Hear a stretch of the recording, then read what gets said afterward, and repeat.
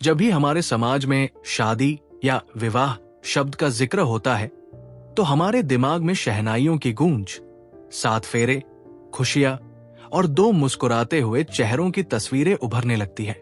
आज के इस आधुनिक दौर में फिल्मों और सोशल मीडिया ने हमें ये सिखाया है कि शादी 2 दिलों का एक खूबसूरत मिलन है जो केवल और केवल आपसी प्रेम, आकर्षण और पसंद की बुनियाद पर टिका होता है।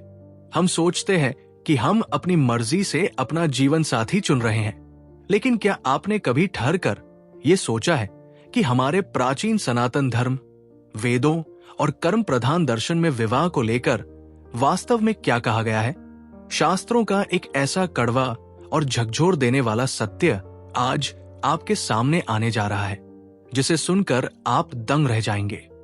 हमारे परम ज्ञानी ऋषियों, मुनियों और लॉ ऑफ कर्मा यानी कर्मों के अकाट्य सिद्धांत के अनुसार शादी केवल इस जन्म का प्रेम या इत्तेफाक नहीं है, बल्कि ये पिछले कई जन्मों का अधूरा कर्ज और लेन देन है जिसे चुकाने के लिए 2 आत्माएं एक बंधन में बांधी जाती है। अक्सर आपने अपने व्यावहारिक जीवन में देखा होगा कि कुछ वैवाहिक जोड़े बिना किसी विशेष प्रयास के भी बहुत खुशहाल जिंदगी जीते हैं। उनके बीच कभी कोई बड़ा झगड़ा नहीं होता और उनका जीवन किसी स्वर्ग जैसा होता है।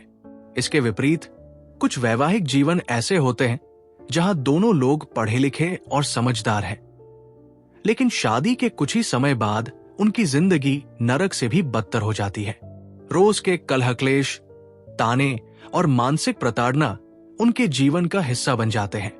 वे एक दूसरे के साथ रह भी नहीं पाते और चाहकर भी अलग नहीं हो पाते। आखिर ऐसा क्यों होता है? क्यों कोई इंसान आपकी जिंदगी में आकर आपको असीम सुख देता है और क्यों कोई दूसरा इंसान आपका जीवन साथी बनकर आपकी रातों की नींद और दिन का चैन छीन लेता है? आज के इस विशेष वीडियो में हम शास्त्रों के प्रामाणिक ज्ञान और कर्मों के उस बही खाते के आधार पर इस महारहस्य का पर्दाफाश करेंगे कि आखिर क्यों आपकी शादी आपके पिछले जन्मों के अधूरे हिसाब किताब से जुड़ी है। इसे बहुत ध्यान से सुनिएगा।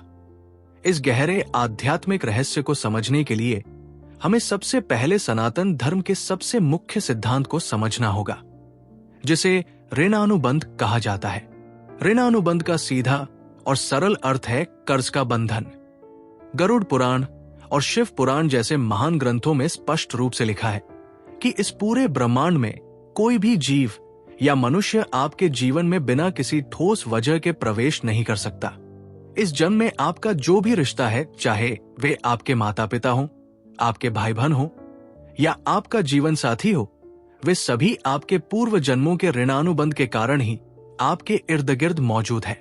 पूर्व जन्म में आपने जिस आत्मा के साथ जैसा व्यवहार किया था, जिससे जो कुछ लिया था या जिसे जो कुछ दिया था, प्रकृति इस जन्म में उसी हिसाब से आपके रिश्तों का ताना बाना बुनती है। और इन सभी रिश्तों में सबसे ज्यादा मजबूत और अटूट ऋणानुबंध अगर किसी रिश्ते का होता है तो वो है पति और पत्नी का रिश्ता। जब 2 आत्माओं का विवाह होता है और वे अग्नि के सामने 7 फेरे लेती हैं, तो वो केवल 2 शरीरों का मिलन नहीं होता। वो असल में ब्रह्मांड के न्याय की अदालत में पिछले कई जन्मों के दबे हुए कर्मों के बही खाते का दोबारा खुलना होता है।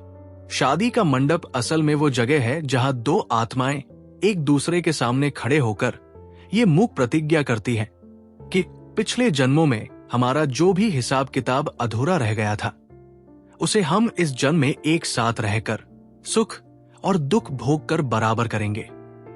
जब तक वो कर्ज पूरा नहीं होता, तब तक कोई भी शक्ति उन दोनों को अलग नहीं कर सकती। हमारे प्राचीन ग्रंथों में बहुत ही विस्तार से वर्णन मिलता है कि पिछले जन्म के कर्मों के आधार पर हमें इस जन्म में मुख्य रूप से किस प्रकार के जीवन साथी मिलते हैं। इन्हें समझकर आप अपने खुद के वैवाहिक जीवन का आकलन बहुत आसानी से कर पाएंगे। कर्जदार या लेनदार जीवन साथी, ये सबसे आम रूप है।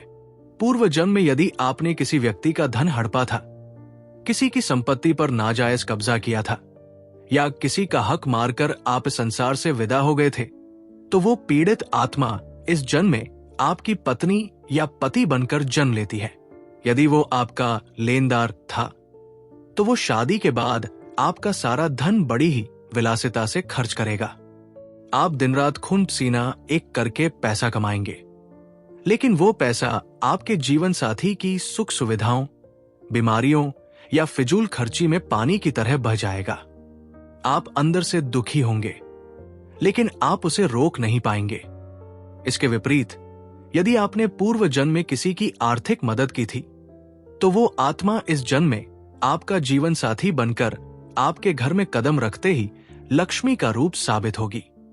शत्रु जीवन साथी, ये विवाह का सबसे कष्टदायक रूप होता है। पूर्व जन्म में यदि आपकी किसी व्यक्ति से भयंकर दुश्मनी थी, आपने किसी को धोखा दिया था या किसी को तड़पने के लिए छोड़ दिया था, तो वो शत्रु आत्मा इस जन्म में आपके जीवन साथी के रूप में आती है। इसमें विवाह के कुछ ही दिनों बाद बिना किसी ठोस वजह के रोज भयंकर झगड़े होने लगते हैं। बात बात पर अदालत और पुलिस के चक्कर काटने पड़ते हैं। ऐसा जीवन साथी आपको समाज में नीचा दिखाने का कोई मौका नहीं छोड़ता।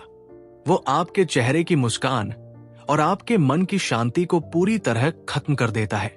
आप चाहे जितनी कोशिश कर लें, उसे खुश नहीं रख सकते, क्योंकि वो इस जन्म में आपसे प्यार करने नहीं, बल्कि अपने पिछले जन्म के दर्द का बदला लेने आया है।